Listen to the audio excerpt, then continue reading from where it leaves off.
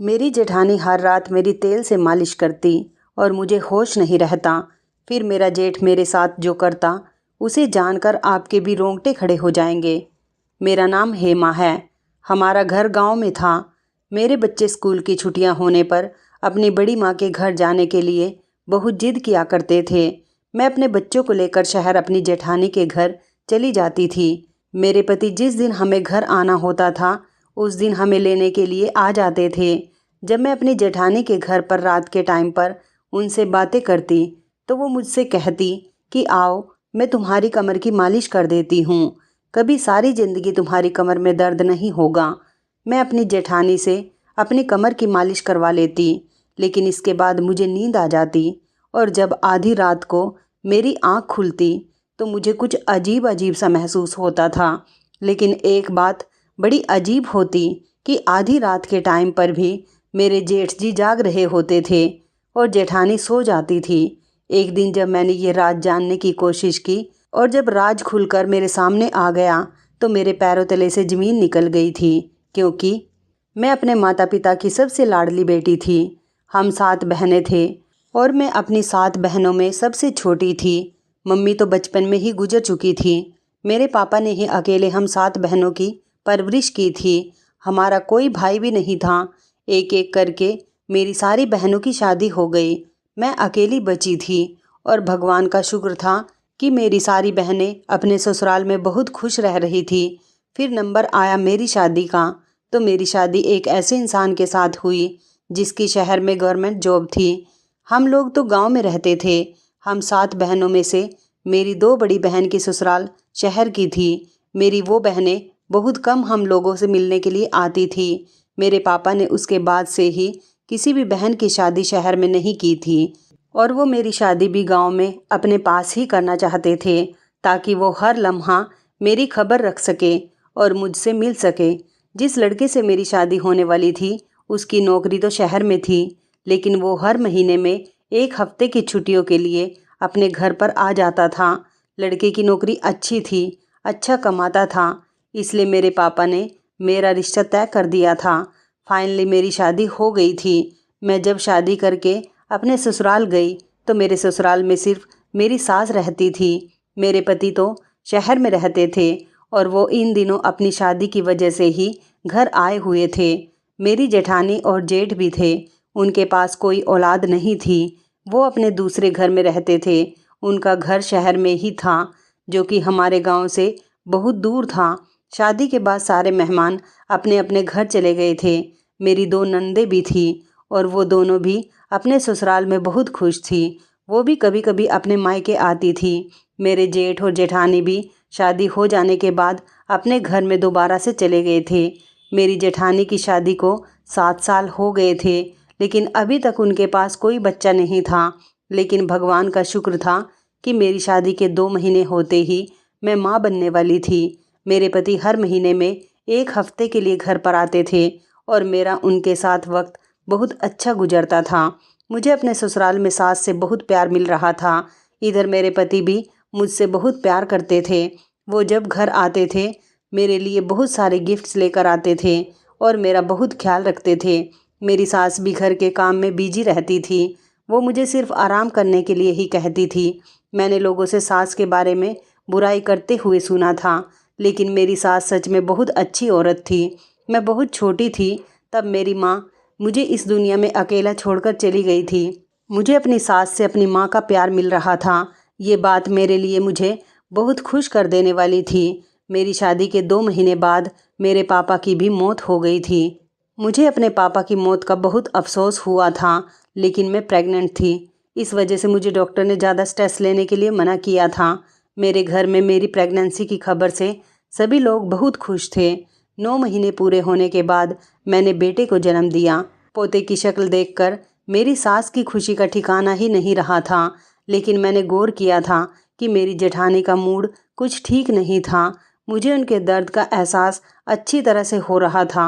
वो बेचारी इतने सालों से औलाद पैदा नहीं कर सकी थी और यहाँ मेरी शादी होते ही मुझे प्रेगनेंसी की खबर मिल गई थी। उनके दिल पर बहुत गहरी चोट लगी थी। मेरे पति का तो वही रूटीन था। वो हर महीने 1 हफ्ते के लिए घर पर आते और पूरा हफ्ता हमारे साथ बहुत खुशी खुशी गुजारते थे। अब तो वो अपने बेटे को देखने के लिए बहुत आदी हो गए थे, इसलिए महीने में घर के 2 चक्कर लगा लिया करते थे। वैसे तो मेरी जेठानी आदत की बहुत अच्छी थी, मुझे अपने घर बहुत बुलाती थी, पर मेरा बेटा छोटा था, मुझे घर में रहना ही ज़्यादा अच्छा लगता था। मेरा बेटा भी 1 साल का ही हुआ था कि मेरी दूसरी प्रेगनेंसी की खबर आ गई। मैंने अपने पति को इस बारे में बताया कि अभी हमारा बेटा बहुत छोटा है और इतनी जल्दी अब दूसरा बच्चा। मेरे पति ने कहा कि कोई टेंशन लेने वाली बात नहीं है, माँ है ना घर में, बच्चे आराम से पल जाएंगे, तुम फिक्र मत करो। मेरी सास ने भी मुझे भरोसा दिलाया कि बच्चे भी भगवान किस्मत वालों को देता है। अब तुम अपनी जेठानी को ही देख लो, कितने सालों से संतान के लिए तरस रही है, क्या तुम भी ऐसा ही करना चाहती हो? मैं अपनी सास के सवाल पर शर्मिंदा हो गई थी। इसी तरह से दूसरी बार मैंने बेटी को जन्म दिया था। मेरी बेटी बहुत प्यारी थी, जो भी देखता यही कहता कि इसे तो देखते ही गोद में लेने का मन करता है। मेरी जिंदगी अपने सास, पति और बच्चों के साथ बहुत अच्छी गुजर रही थी। धीरे धीरे इसी तरह से वक्त गुजरता चला गया और मेरा बड़ा बेटा 5 साल का हो गया और छोटी बेटी 4 साल की हो गई। मेरे बच्चे स्कूल जाने लगे थे। त्योहार के टाइम पर मेरी जेठानी हमारे घर पर आती तो मेरे बच्चे उनसे बहुत खुश होते थे और वो अपने स्कूल की छुट्टियों में अपनी बड़ी माँ के घर जाने की जिद किया करते थे। मैं अपने पति को उनकी जिद के बारे में बताती तो मेरे पति मुझे जाने की परमिशन दे दिया करते थे। मेरी सास बीमार रहती थी, इसलिए मैं उनके लिए 3-4 दिन का खाना बनाकर रख जाती थी ताकि उन्हें परेशान ना होना पड़े। अब हर दूसरे तीसरे महीने ऐसा ही होने लगा था। मेरे बच्चे अपनी बड़ी माँ के घर जाने की बहुत ही जिद किया करते थे। अगर मैं उनसे जाने को मना करती तो वो रोने लग जाते थे। मेरे पति अपने बच्चों की आंखों में आंसू नहीं देख सकते थे, इसलिए वो मुझसे कहते कि तुम बच्चों के कहने के मुताबिक उनकी बड़ी माँ के घर उनको ले जाया करो। बच्चों का मेरी जेठानी के घर पर बहुत मन लगता था। मेरे जेठ और जेठानी मेरे बच्चों से सच में बहुत प्यार करते थे। घर वापस जाने के लिए मेरे जेठ मुझे बस में बैठा दिया करते थे, या फिर कभी ऐसा होता कि मैं महीने के उन दिनों में अपनी जेठानी के घर जाती जब मेरे पति आने वाले होते थे। जिस दिन मेरा जेठानी के घर से जाने का दिन होता तो कभी कभी मेरे पति भी मुझे लेने के लिए खुद आ जाते थे। जिंदगी इसी तरह से गुजर रही थी। अब हर बार मुझे मेरे बच्चे अपनी बड़ी माँ के घर ले जाते थे। अब की बार भी जब मेरे बच्चों की गर्मियों की छुट्टियां हो गई थी तो मेरे बच्चों ने जिद लगा रखी थी कि उन्हें इस बार भी अपनी बड़ी माँ के घर जाना है। वो अपनी छुट्टियां उनके घर ही गुजारना चाहते थे, लेकिन इस बार ना जाने मेरी सास को क्या हो गया था। मैंने हर मुमकिन कोशिश कर ली थी अपनी सास को मनाने की, मगर वो थी कि मान ही नहीं रही थी मुझे अपनी बड़ी बहू के घर भेजने के लिए। उनका कहना था कि अच्छा नहीं लगता इतनी जल्दी जल्दी वहाँ जाना। बच्चों का भी रो रो कर बुरा हाल हो गया था, मगर मेरी सास का यही कहना था कि अब वहाँ कोई नहीं जाएगा। इस बार पता नहीं क्यों वो ऐसा कर रही थी। हर बार तो वो हमारे जाने पर बहुत खुश होती थी और मुझे भी कहा करती थी कि बच्चों के बिना रोए ही उनको ले जाया करो। मुझे कुछ भी समझ में नहीं आ रहा था कि मेरी सास ऐसा क्यों कर रही थी। पहले तो वो मुझे फ़ौरन भेज देती थी, लेकिन अब तो वो मेरी जेठानी के नाम से भी बहुत चिढ़ रही थी और बच्चों को भी डांट दिया करती थी कि आज के बाद वहाँ पर कोई नहीं जाएगा। मैंने बच्चों का रोना देखते हुए ज़्यादा अपनी सास से जाने की जिद की तो उन्होंने कहा बस खामोश रहो। मैंने कहा ना कि तुम इस बार बच्चों को लेकर वहाँ पर नहीं जाओगी तो बस नहीं जाओगी। बच्चों को समझा दो कि अब मैं उनके मुंह से वहाँ जाने का नाम ना सुन लूँ। ये ना हो कि अब की बार मुझे तुम्हें समझाने के लिए कोई और तरीका अपनाना पड़े। तुम बच्चों की माँ हो, तुम ही उनको समझा सकते हो। मैंने हर तरीके से कोशिश कर ली कि वो मुझे वजह तो बता दे, लेकिन मेरी सास ने मुझे कुछ भी नहीं बताया। बस उनके मुंह से तो यही रट लगी हुई थी कि तुम बच्चों को लेकर वहाँ नहीं जाओगी। मैंने अपने पति को जब ये बात बताई तो उन्होंने अपनी माँ से फ़ोन पर बात की। उनकी माँ अपने बेटे से भी फ़ोन पर बहुत लड़ रही थी। इधर बच्चे फ़ोन पर अपने पापा से भी रो रो कर जिद कर रहे थे। उन्होंने भी अपनी मम्मी से कहा आखिर ऐसा क्या हो गया जो आप इतना ज़्यादा गुस्सा कर रही हो। उन्होंने अपने बेटे को भी डांट दिया था। मेरी सास की बातों से तो ऐसा लग रहा था जैसे हम लोगों ने उनकी बहू के घर जाने की बात नहीं की हो, बल्कि कोई बहुत बड़ी गलती कर दी हो। मुझे उनके बदलते हुए अंदाज की ना तो कोई वजह पता चल रही थी और ना ही मुझे कुछ समझ आ रही थी। बच्चे तो रो रो कर सो गए थे। मैंने एक बार फिर से ये जानने की कोशिश की और अपनी सास से पूछा था कि माँ जी, इसमें जिद करने वाली क्या बात है? बच्चे जाना चाहते हैं और आज वो बहुत ज़्यादा रोए हैं। हर बार तो मैं बच्चों के साथ वहाँ पर जाती हूँ ना, तो अब की बार ऐसा क्या हुआ जो आप वहाँ का नाम लेने पर भी इतनी ज़्यादा गुस्सा दिखा रही हो? मैं भी बच्चों की ऐसी हालत देखकर अपनी सास के सामने डटकर खड़ी हो गई थी। मुझे अपने बच्चों की आंखों में आंसू नहीं देखे जा रहे थे।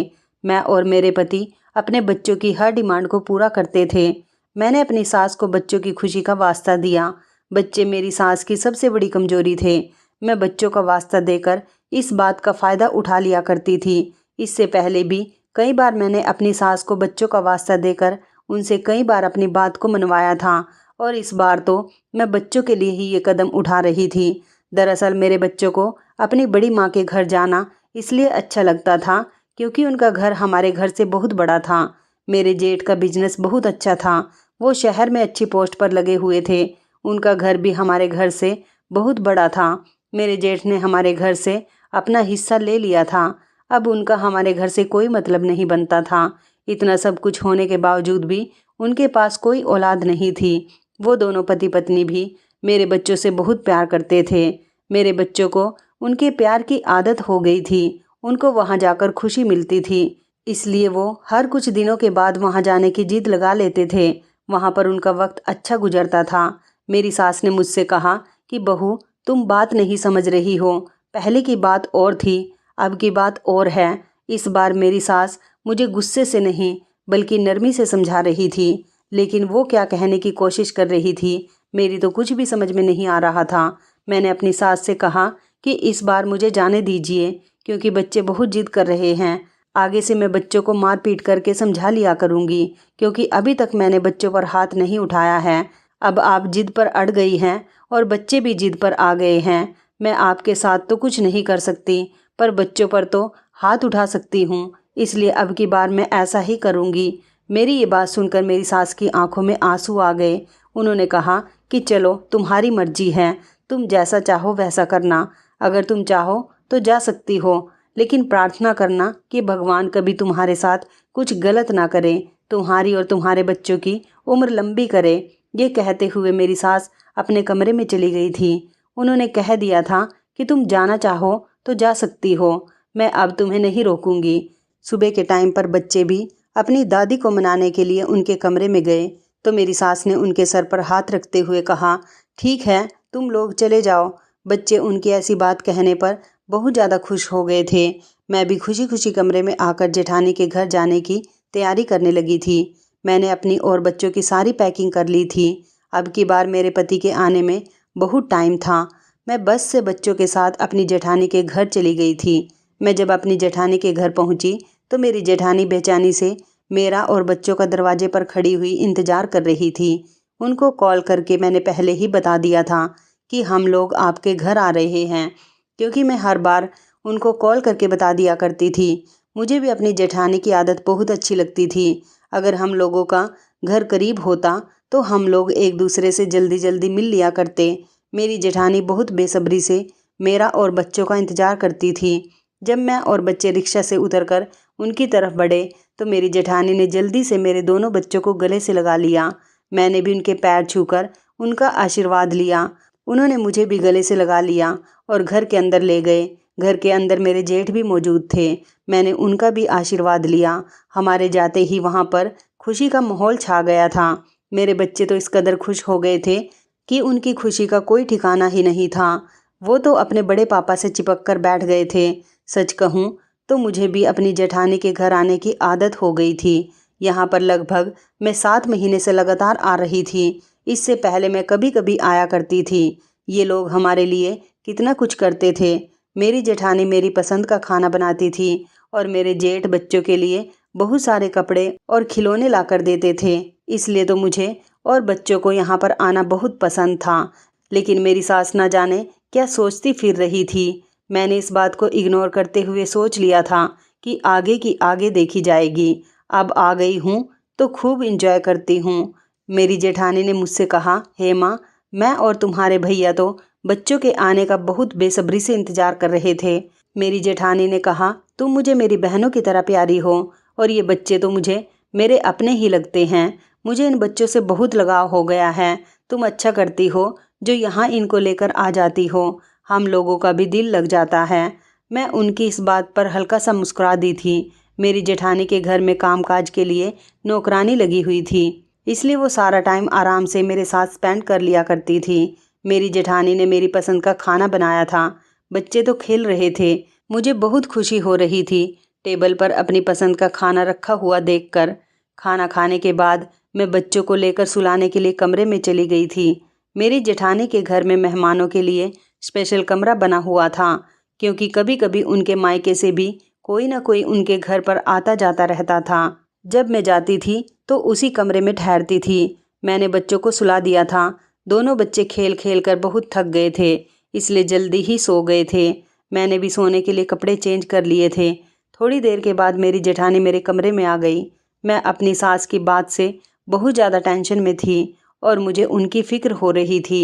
मेरी जेठानी जब कमरे में आई, उन्होंने मुझे खामोश देखा तो वो मेरे लिए फ़िक्रमंद होने लगी थी। उन्होंने मुझसे पूछा, क्या हुआ है, क्यों इतनी खामोश हो? मैंने अपनी जेठानी से कहा कि कुछ नहीं हुआ भाभी, बस सफ़र में थक जाती हूँ। मेरी जेठानी कहने लगी, अच्छा तुम आराम कर लो और आराम से सो जाओ। मेरी जेठानी फ़िक्र से कहने लगी, हाँ सफ़र भी तो बहुत लंबा था, इसलिए तुम थक गई होगी। तुम लेट जाओ, मैं तुम्हारी कमर की मालिश कर देती हूँ, तुम्हें अच्छा लगेगा।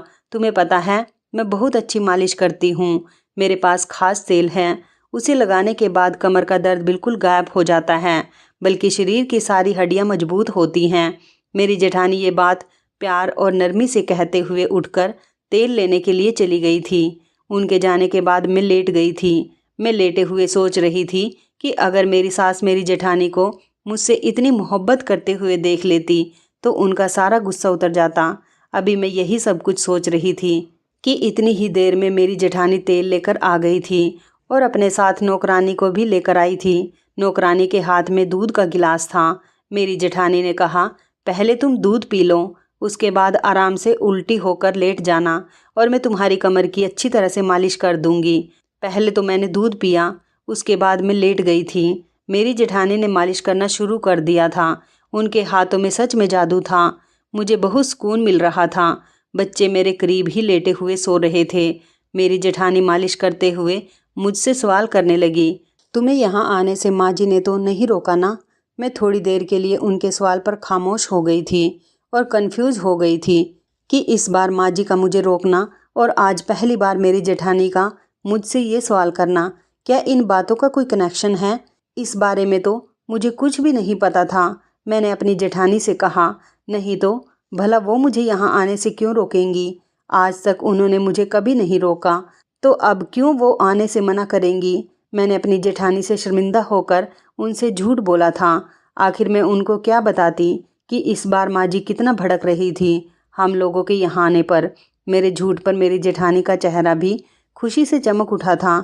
मैं नहीं जानती थी कि इस बार मेरी सास मुझे यहाँ आने से क्यों मना कर रही थी। मैं बात बताकर अपनी जेठानी का दिल नहीं दुखाना चाहती थी, लेकिन मुझे कुछ तो अजीब लग रहा था। वो क्या था मैं समझ नहीं पा रही थी। मुझे यहाँ पर आए हुए दूसरा दिन हो गया था। दूसरे दिन की रात को भी मेरी जेठानी सोते टाइम पर मेरे कमरे में आ गई थी। उन्होंने कहा कि बच्चों को देखने के लिए आई हूँ, सो गए हैं या नहीं। बच्चों को देखने के बाद उन्होंने कहा कि मैं तुम्हारे लिए तेल लेकर आती हूँ, तुम्हारे शरीर का दर्द ठीक हो जाएगा। उन्होंने फिर से मेरे शरीर की मालिश की, जिसके बाद मुझे बहुत सुकून मिला था और सुकून मिलते ही मैं गहरी नींद में खो गई थी। तीसरे दिन भी मेरी जेठानी फिर से तेल लेकर मेरे पास आ गई थी और फिर से मेरी मालिश करनी शुरू कर दी थी। अब तो मुझे भी उनका मालिश करना अच्छा लगने लगा था। मैं अपनी जेठानी से कहती कि आप मेरे लिए इतना परेशान मत हुआ करो। वो मुस्कुराती हुई धीमे से कहती कि तुम मेरी बहन की तरह हो, तुम हमेशा ठीक रहो और ताकतवर रहो, इसलिए तुम्हारे साथ ये सब कुछ कर रही हूँ। मालिश करवाने के बाद मैं गहरी नींद में सो जाती थी और मुझे अपना कोई होश नहीं रहता था। अब ये सिलसिला हर रात चलता रहा था। मेरी जेठानी रोज़ रात को मेरी कमर की मालिश कर देती थी, लेकिन सुबह जब मेरी आँख खुलती तो मुझे अजीब सा महसूस होता था। एक दिन तो जब मैं सोकर उठी तो अपने बेड पर मैंने अपने जेठ की घड़ी पड़े हुए देखी थी। ये घड़ी उनकी ही थी और वो ही ऐसी घड़ी पहना करते थे। उनकी घड़ी अपने बेड पर पड़े हुए देखकर मैं बहुत हैरान रह गई थी। पहले तो मैंने इस बात को इग्नोर कर दिया, मगर अगले दिन मैंने अपने कमरे में अपने जेठ की शर्ट पड़े हुए देखी थी, जो कि ज़मीन पर पड़ी हुई थी। अब मेरे दिल में डर बैठता जा रहा था, क्योंकि जब मैं रात को सोती तो वहाँ पर कोई सामान मौजूद नहीं होता था। सुबह उठती तो मुझे 2 दिन से चीज़ें मिल रही थी। बच्चे भी मेरे सोने से पहले सो जाते और मेरे जागने के बाद ही जागते थे। तो फिर मेरे जेठ का ये सामान इस कमरे में कैसे आ रहा है? मुझे बहुत टेंशन होने लगी थी। मुझे यहाँ पर रहते हुए 5 दिन हो गए थे। आज मेरा छठा दिन था। आज रात भी मेरे साथ कुछ ऐसा ही हुआ था। मेरे बिस्तर पर मेरे जेठ की शर्ट मौजूद थी। अब मुझे इस राज के बारे में जानना था। इस राज को जानने की शुरुआत मैंने अपनी जेठानी से ही की थी, क्योंकि वही मुझे इस बारे में बता सकती थी। लेकिन मैं सामने से तो उनसे सीधा ये सवाल नहीं कर सकती थी। वो मुझे गलत भी समझ सकती थी। मुझे अपनी इज्जत की फिक्र होने लगी थी। क्या यही हकीकत थी जिसे मैं मानने को तैयार नहीं थी? सच में इतनी मोहब्बत करने वाले जेठ जेठानी कुछ गलत भी कर सकते हैं मेरे साथ? मुझे तो इस बात पर यकीन नहीं आ रहा था। मेरे दिमाग में ना जाने कैसे कैसे सवाल आ रहे थे। मेरी जेठानी मुझसे आकर पूछती, तुम परेशान क्यों लग रही हो? क्या तुम्हारी तबीयत ठीक नहीं है? मैंने उनको बताया, मेरी तबीयत बिल्कुल ठीक है, बस मैं बच्चों की वजह से थोड़ा थक जाती हूँ। मैंने अपने पति से यहाँ से जाने के लिए कहा तो उन्होंने मुझे बताया कि क्या तुम्हें नहीं पता कि माँ 4 धाम की यात्रा करने गई हैं। वो घर पर मौजूद नहीं हैं और मेरे भी आने में अभी कुछ दिन बाकी हैं। जब तक तुम भैया भाभी के घर पर ही रहो। बच्चों को वैसे भी वहाँ पर रुकना बहुत पसंद है। तुम भी वहाँ कुछ दिन और गुजार लो। जैसे ही मेरी छुट्टी होती है मैं तुम्हें लेने के लिए आ जाऊँगा। मेरी सास 4 धाम की यात्रा पर चली गई थी। उन्होंने गुस्से में मुझे नहीं बताया था। अपने बेटे को ये बात बता दी थी। वो अभी तक मुझसे नाराज़ थी। एक दिन मैं बच्चों के साथ छत पर चली गई थी। तभी अचानक मेरी जेठानी भी छत पर आ गई। उन्होंने मुझसे कहा कि क्या हुआ, तुम्हारी तबीयत तो ठीक है? मैं अपनी जेठानी की इस बात पर चौंक गई थी कि आखिर उन्हें मेरी तबीयत की फ़िक्र क्यों रहने लगी थी। वो हर बार मेरी तबीयत के बारे में पूछा करती थी। भला मेरी तबीयत को क्या होगा? वो मेरे करीब आकर बैठ गई। मैंने उनसे कहा, मेरी तबीयत ठीक है भाभी, बस मौसम अच्छा हो रहा था इसलिए मैं बच्चों को लेकर छत पर आ गई। मैंने अपनी जेठानी का हाथ पकड़ा और धीरे से दबाते हुए उनकी तरफ देखकर मुस्कुराने लगी। मैंने महसूस किया था कि मेरी जेठानी के चेहरे पर एक अजीब सी शातिराना मुस्कुराहट फैल गई थी। मेरे साथ हर दिन ऐसा ही हो रहा था। मैं गहरी नींद में सो जाती और मेरे जेठ की कोई ना कोई चीज़ मेरे कमरे में ज़रूर मौजूद होती थी। उस दिन मेरी बेटी ने मुझे बताया था कि मम्मी, रात बड़े पापा आपके पास लेटे हुए थे। जल्दी से बड़ी मम्मी ने मुझे गोद में ले लिया और मुझे सुला दिया था। लेकिन इतना सब कुछ हो गया था, मुझे कैसे पता नहीं चला। मेरी नींद तो ऐसी थी कि थोड़ी सी भी आहट होती थी तो मैं फ़ौरन जाग जाती थी। लेकिन यहाँ आने के बाद मुझे ऐसी नींद क्यों आ रही थी कि मेरी बेटी सोकर उठ गई और मुझे पता भी नहीं चला। जब मेरी बेटी ने बताया कि उसके बड़े पापा मेरे करीब में लेटे हुए थे और बड़ी माँ भी कमरे में मौजूद थी, ये सुनकर तो मेरे रोंगटे खड़े हो गए थे और ये बात मेरे दिमाग में घूम रही थी। यही वजह थी कि मैं बिल्कुल खामोश होकर रह गई थी। थोड़ी देर के बाद मेरी जेठानी भी चली गई थी तो मेरी सोच का रुख इसी तरफ मुड़ गया था। हर रात मेरी जेठानी का मेरी कमर पर तेल लगाना, मेरे ना चाहते हुए भी वो ज़बरदस्ती मेरी कमर पर मालिश कर दिया करती थी। इसके बाद मेरा गहरी नींद में चले जाना और रोज़ अपने जेठ की कोई ना कोई चीज़ मेरे कमरे में मौजूद होना। इधर मेरी बेटी ने मुझे जो बताया था ये सब कुछ कोई छोटी बात नहीं थी। और फिर जब मैं सुबह को सोकर उठती तो मुझे ऐसा महसूस होता जैसे मेरे साथ सच में कुछ तो हो रहा है। सुबह सुबह मैं अपने आप को बहुत थका हुआ महसूस करती थी, जबकि मेरी थकान दूर करने के लिए तो मेरी जेठानी कमर की मालिश किया करती थी। यह सब कुछ देखकर तो मेरा मन कर रहा था कि मैं अभी बच्चों को लेकर यहाँ से चली जाऊँ। मेरे पति की भी रोज़ मेरे पास कॉल आती थी, लेकिन मैं इस तरह से हार मानकर यहाँ से नहीं जा सकती थी। मैं हकीकत के बारे में जानना चाहती थी, इसलिए जाने का इरादा तो मैंने कैंसिल कर दिया था। बल्कि अभी मैं और यहाँ 2-3 दिन रुकना चाहती थी। मैं सोचने लगी थी कि अब मैं क्या करूँ और किस तरह इस हकीकत के बारे में पता लगा सकूं कि रात को मेरे जेठ कमरे में आकर मेरे साथ क्या करते थे। अगर मैं अपनी जेठानी से कुछ कहती तो बदनामी मेरी भी होती, इसलिए डर की वजह से मैंने किसी से कुछ नहीं कहा था। मेरी सोच बार बार रात वाले हादसे पर जा रही थी। मैं तभी अपनी जगह से उठी और बच्चों को लेकर छत से नीचे आ गई थी। जब मैं छत से उतरकर कमरे की तरफ जा रही थी तो सामने से मेरे जेठ मुझे आते हुए नजर आए थे। उनकी नज़र जैसे ही मुझ पर पड़ी तो मुझे देखते ही उन्होंने अपनी नज़रों को नीचे कर लिया था। वो तो मेरे पास से गुजरे मगर उन्होंने मेरी तरफ देखा तक नहीं था। उनकी इस हरकत पर मैं और भी ज़्यादा उलझ गई थी। रात को मेरे कमरे में आने वाला इंसान सारा दिन सामने नहीं आता। आखिर ये सब कुछ क्या चल रहा था? आखिर मेरे साथ क्या हो रहा था? मुझे कुछ भी समझ में नहीं आ रहा था। मेरे सर में बहुत तेज़ दर्द होने लगा था। मैं अपने सर को दबाते हुए वहीं पर बैठ गई थी। इतना सोचने के बाद भी मुझे एक भी बात समझ नहीं आ रही थी। मैं हौसला करती हुई कमरे के अंदर चली आई थी। बच्चे बाहर ही खेल रहे थे। मैंने कमरे में बैठे बैठे एक प्लान तैयार किया था और इसके लिए रात का इंतज़ार करने लगी थी। शाम हुई तो मैं फ्रेश हो गई थी। कमरे से बाहर आई तो मेरे जेठ जेठानी खाने की टेबल पर बैठे हुए मेरा इंतज़ार कर रहे थे। मुझे आता हुआ देखकर मेरी जेठानी ने मुस्कुराते हुए कहा, आओ बैठ जाओ, बच्चों को मैं खाना खिला चुकी हूँ, तुम आराम से बैठकर खाना खा लो। मैं अपनी जेठानी के करीब वाली कुर्सी पर जाकर बैठ गई थी। आज मैं हमेशा की तरह उनके साथ अच्छा बिहेव कर रही थी ताकि उनको पता न चल जाए कि मुझे दोनों पति पत्नी पर शक होने लगा है। मुझे अपने जेठ की शक्ल देखकर बहुत गुस्सा आ रहा था। मुझे सच तक पहुंचना था, इसलिए मुझे इनके साथ अच्छा ही बनकर रहना था। मेरा खाना खाने का थोड़ा सा भी मन नहीं कर रहा था मगर सबको दिखाने के लिए बुरे दिल से खाना खाने लगी थी।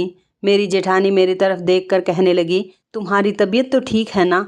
वो ये बात भी मुझसे कई बार पूछ चुकी थी। कहने लगी, मतलब तुम्हें चक्कर वगैरह तो नहीं आ रहे ना? मैंने अभी खाना खाना शुरू ही किया था। मैंने अपनी जेठानी से कहा, मेरे साथ ऐसा कुछ नहीं हो रहा, मेरी तबीयत बिल्कुल ठीक है। मुझे हर बार उनकी इस बात का मतलब समझ नहीं आ रहा था। खाना खाने के बाद मैं बच्चों को लेकर कमरे में उन्हें सुलाने के लिए चली गई थी। थोड़ी देर के बाद बच्चे भी सो गए थे। अब मैं अपनी जेठानी के कमरे में आने का इंतज़ार करने लगी थी। कुछ देर के बाद ही मेरी जेठानी कमरे का दरवाज़ा खोलकर अंदर आ गई थी और सीधा मेरे पास आकर बैठ गई थी। रोज़ के मुताबिक मेरी जेठानी मेरे लिए दूध का गिलास लेकर आई थी और साथ में मालिश करने के लिए तेल भी लेकर आई थी।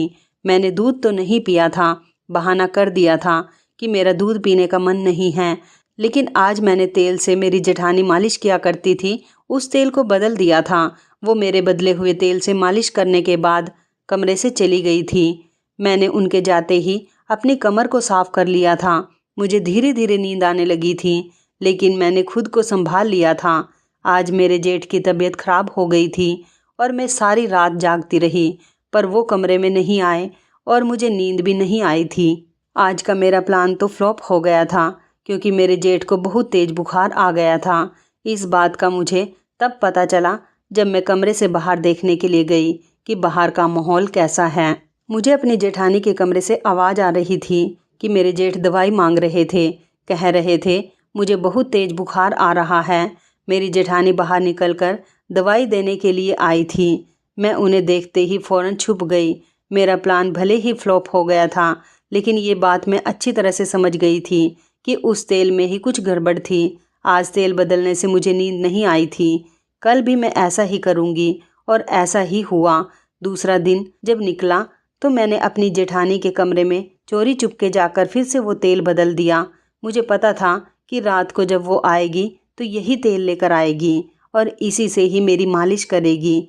अगले दिन रात को मैं फिर से अपनी जेठानी के कमरे में आने का इंतज़ार कर रही थी। मेरी जेठानी ने मुझे दूध का गिलास दिया तो मैंने उनसे कहा, मैं बाद में पी लूँगी। ये कहते हुए पहले मैंने उनसे अपनी कमर की मालिश करवा ली। वो जब कमरे से चली गई तो मैंने मौका पाते ही दूध बाथरूम में जाकर फेंक दिया और मैं इस तरह से लेट गई जैसे मैं बहुत गहरी नींद में सो चुकी हूँ। कुछ ही देर गुजरी थी, मुझे एहसास हुआ जैसे कोई दरवाज़ा खोलकर कमरे में आया है। कमरे के अंदर और कोई नहीं बल्कि मेरी जेठानी ही आई थी। बहुत ही ध्यान से उन्होंने मुझे देखा कि मैं सो गई हूँ या नहीं। मुझे सोता हुआ देखकर मेरी जेठानी कमरे से बाहर निकल गई। मैं खामोशी से अपनी जगह पर लेटी रही थी। रात धीरे धीरे से गुजर रही थी। तभी मेरी आंखों ने जो देखा, मुझे इस पर यकीन ही नहीं आया था।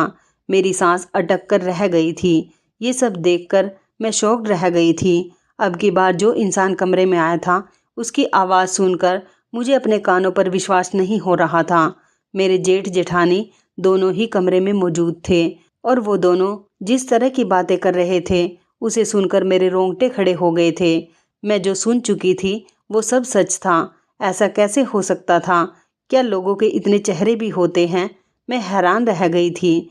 मुझे आज समझ आ गया था कि मेरी सास जो मुझे यहाँ आने के लिए इस बार रोक रही थी, उनका ये मकसद था मुझे रोकने का। मेरे दिमाग में मेरी सास की सारी बातें घूम रही थी। मुझे उनके चेहरे की फिक्र और परेशानी अब समझ आ गई थी। मुझसे उन लोगों की बातें बर्दाश्त नहीं हुई और मैं फ़ौरन गुस्से में उठकर खड़ी हो गई, क्योंकि मैं बहुत मुश्किल वक्त से गुजर रही थी। उधर मेरी सास मेरे लिए प्रार्थना करने के लिए 4 धाम की यात्रा करने गई हुई थी। मेरी जेठानी अपने पति को कमरे में लेकर आई थी। उन्होंने अपने पति से कहा, देखो, तुम रोज़ यहाँ इसके साथ रात गुजारते हो, इसके बावजूद भी आखिर ये प्रेग्नेंट क्यों नहीं हुई? जबकि अपने पति से 2 महीने बाद ही प्रेग्नेंट हो गई थी और इसने 2 बच्चों को भी पैदा किया है। अब ये 1-2 दिन के बाद हमारे घर से चली जाएगी। मैं चाहती थी कि ये जल्दी ही प्रेग्नेंट हो जाए। अगर इसके बच्चा पैदा होने की खबर मुझे जल्दी ही मिल गई तो मैं इसे अपने घर से जाने नहीं दूंगी और इसका बहुत ख्याल रखूंगी, यहाँ तक कि इसकी डिलीवरी भी यहीं पर करवाऊंगी। उसके बाद इस पर कोई इल्ज़ाम लगा देंगे और आप भी कह देना कि ये बच्चा मेरा है। हम इसके पति को यकीन दिला देंगे कि तुम दोनों का अफेयर चल रहा है और बच्चा लेने के बाद आप इसको घर से निकाल देना। फिर ये जहाँ चाहे वहाँ जाए, हमें इसकी कोई परवाह नहीं। हमारे पास तो हमारा बच्चा आ जाएगा। वैसे भी हमने ये सब कुछ बच्चे के लिए ही किया है। अब मुझे सब्र नहीं हो रहा था। जल्दी ही तुम अपना काम पूरा करो ताकि हम अपने प्लान में कामयाब हो सकें। मेरे जेठ कहने लगे, मैं तो रोज़ इसके साथ रात गुजारता हूँ, पता नहीं कैसे ये अभी तक प्रेग्नेंट नहीं हुई, जबकि डॉक्टर ने चेकअप करने पर तुम्हारे अंदर कमी बताई है, मेरे अंदर नहीं। मैं तो बिल्कुल ठीक हूँ, तो फिर ये अभी तक मेरे बच्चे की माँ क्यों नहीं बन रही? अब मैं समझ गई थी कि इन दोनों पति पत्नी का बिहेवियर मेरे और मेरे बच्चों के साथ इतना ज़्यादा अच्छा क्यों रहता था, क्योंकि ये लोग अपने मतलब के लिए ही मुझसे अच्छा बिहेवियर रखते थे। इसका मतलब साफ था कि मेरी सास को पहले ही इन दोनों की नीयत पर शक था, तभी तो इस बार वो मुझे यहाँ आने नहीं दे रही थी। मैं इस बात पर बहुत रोई थी। आज मेरा यकीन खून के रिश्तों से उठ गया था। ये बात सच थी कि मेरी जेठानी और जेठ के दिल पर बच्चों को लेकर बहुत बुरा असर पड़ रहा था, लेकिन क्या उनका ये सब करना ठीक था कि उन्होंने अपनी हवस का निशाना मुझे बनाया? उन्होंने इस बारे में नहीं सोचा कि उनके ऐसा करने से मेरा घर भी बर्बाद हो सकता है। वो लोग मेरे पति के दिल में ये सब डालना चाहते थे कि मेरा अपने जेठ के साथ अफेयर चल रहा है और अगर मैं प्रेग्नेंट हो जाती तो वो बच्चा पैदा होने के बाद खुद ले लेते, और बाद में अगर मैं इस बात पर किसी को यकीन दिलाने की कोशिश भी करती कि मेरे जेठ के साथ अफेयर नहीं चल रहा, तो उनके पास पक्का सबूत है। वो लोग डीएनए टेस्ट की रिपोर्ट भी तो करवा सकते थे, क्योंकि वो बच्चा तो सच में मेरे जेठ का ही होता। ये सारी बातें जानने के बाद मेरे पति मुझे छोड़ देते और मैं बेसहारा हो जाती। भगवान का शुक्र था कि मैं अपने जेठ से प्रेग्नेंट नहीं हुई थी, वरना तो मेरी ज़िंदगी में बहुत सारी मुसीबतें मेरा इंतज़ार कर रही होती। मुझे खुद से नफ़रत होने लगी थी और अपने जेठ जेठानी की मोहब्बत ने मेरी आंखों पर पट्टी बांध दी थी। मैं बेवकूफ़ थी कि अपनी सास के इतना समझाने के बावजूद भी मैं जिद करके इनके घर पर आ गई थी। मुझे इन दोनों पति पत्नी से सख्त नफ़रत हो रही थी, क्योंकि आज मैंने इन लोगों की बातों को अपने कानों से सुन लिया था। मैं झट से खड़ी हो गई और अपने जेठ का गिरेबान पकड़ लिया। मैंने कहा, बताओ तुमने मेरे साथ ऐसा क्यों किया? मैं आपको अपने भाइयों की तरह समझती थी, और भाभी आपको तो मैंने हमेशा अपनी बहन से कम नहीं समझा। मुझे नहीं पता था कि आप लोग अपना मतलब पूरा करने के लिए इतना ज़्यादा गिर सकते हो। उन दोनों को उम्मीद नहीं थी कि मेरे सामने उनका राज खुलकर भी आ सकता है। वो दोनों बड़ी हैरानी से मेरी तरफ देख रहे थे, क्योंकि उन्हें तो यही लग रहा था कि मैं सो रही हूँ। इस शोर शराबे से मेरे बच्चे भी जाग गए थे। रात के 3 बज रहे थे। मैंने अपनी बेटी को गोद में लिया और बेटे का हाथ पकड़कर उसी टाइम घर से जाने लगी। मेरी जेठानी मुझे रोकने की बहुत कोशिश कर रही थी, क्योंकि अब उन्हें पता था कि उनकी हकीकत अब सबके सामने आने वाली है। वो दोनों मुझसे माफ़ी मांग रहे थे और कह रहे थे कि इस बारे में किसी को मत बताना, लेकिन मैं खामोश नहीं रह सकती थी। मैं रात के 3 बजे के टाइम ही अपने बच्चों के साथ उनके घर से निकल आई थी। अंधेरी रात में मेरी कुछ समझ में नहीं आ रहा था, पर ये तो अच्छा था कि मुझे एक रिक्शा मिल गया। जिस शहर में मेरे जेठ जेठानी रहते थे, वहाँ से लगभग 10 किलोमीटर दूर के रास्ते पर मेरी बहन भी रहती थी।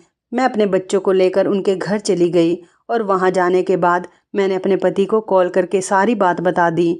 अगले ही दिन मेरे पति दौड़ते हुए मेरे पास आ गए थे और वो मुझे लेकर अपने भैया भाभी के पास चले गए। उन लोगों ने मेरी बात को झुठलाने की बहुत कोशिश की, पर जब मैंने अपनी बेटी से कहा कि अपने पापा को बताओ, एक दिन तुमने रात को क्या देखा था, मेरी बेटी ने अपने पापा को बता दिया कि पापा, मैंने देखा था कि बड़े पापा मम्मी के पास लेटे हुए थे। ये सब सुनकर मेरे पति ने अपने भाई के मुंह पर थप्पड़ मार दिया और उनको बहुत उल्टी सीधी बातें सुनाई। मेरे पति ने उनसे सारे संबंध खत्म कर दिए और मेरा हाथ पकड़कर मुझे उस घर से वापस ले आए थे। मेरी सास को भी जब ये बात पता चली तो उन्होंने अपने बड़े बहू बेटे से सारे संबंध खत्म कर दिए। उन्होंने कहा, आज के बाद तुम्हें हमारे घर में कदम रखने की कोई ज़रूरत नहीं। मैंने अपने बच्चों को भी समझा दिया था कि वो दोनों बहुत गंदे हैं, हम उनके घर नहीं जाएंगे। मेरे पति इस बात पर बहुत शर्मिंदा हो रहे थे कि उनके भैया भाभी ने सिर्फ संतान हासिल करने के लिए मेरा फ़ायदा उठाया था और आगे वो जो करने वाले थे उसकी वजह से मेरी और मेरे पति की ज़िंदगी बर्बाद हो जाती। हम लोगों को आज तक इस हादसे पर बहुत अफसोस है। हम दोनों पति पत्नी उन लोगों से सारे संबंध खत्म कर चुके हैं। वो लोग हमसे बहुत माफ़ी मांगते हैं। सुना है कि मेरे जेठ की तबीयत बहुत ज़्यादा ख़राब हो रही है, उन्हें कोई बड़ी बीमारी लग गई, लेकिन मेरे पति ने कसम खाई हुई है कि वो मर जाएंगे, लेकिन कभी अपने भाई भाभी से रिश्ता नहीं जोड़ेंगे। मुझे अच्छा लगा था कि मेरे पति ने मेरा साथ दिया था और उन्होंने जल्दी ही मेरी बात पर यकीन भी कर लिया था, वरना तो मैं लोगों को देखती हूँ कि वो गलतफहमी का शिकार होकर अपना घर बर्बाद कर लेते हैं। मेरे पति मुझ पर बहुत भरोसा करते थे। मैं अपने परिवार के साथ आज बहुत खुश हूँ। तो इस कहानी के बारे में आपकी क्या राय है, कमेंट करके ज़रूर बताइएगा। दोस्तों, आपको हमारी ये मज़ेदार कहानी कैसी लगी, आप हमें कमेंट बॉक्स में ज़रूर बताएं। यदि आपके पास भी ऐसी कोई प्यारी सी कहानी है या फिर ऐसी कोई कहानी जिससे कुछ शिक्षा मिले, तो आप हमारे साथ उसको ज़रूर शेयर करें। दोस्तों, यदि आपको हमारी ये वीडियो अच्छी लगे तो आप हमारी इस वीडियो को लाइक शेयर ज़रूर करें और ऐसी ही दिल को छू लेने वाली प्रेरणादायक कहानियाँ सुनने के लिए हमारे चैनल को भी सब्सक्राइब करें। यदि आप हमें फेसबुक पर देख रहे हैं तो आप हमारे फेसबुक पेज को लाइक और फॉलो ज़रूर करें। तो दोस्तों, फिर मिलते हैं ऐसी ही ज़बरदस्त कहानी या टिप्स के साथ नई वीडियो में। तब तक के लिए धन्यवाद। आप सभी अपना ख्याल रखना।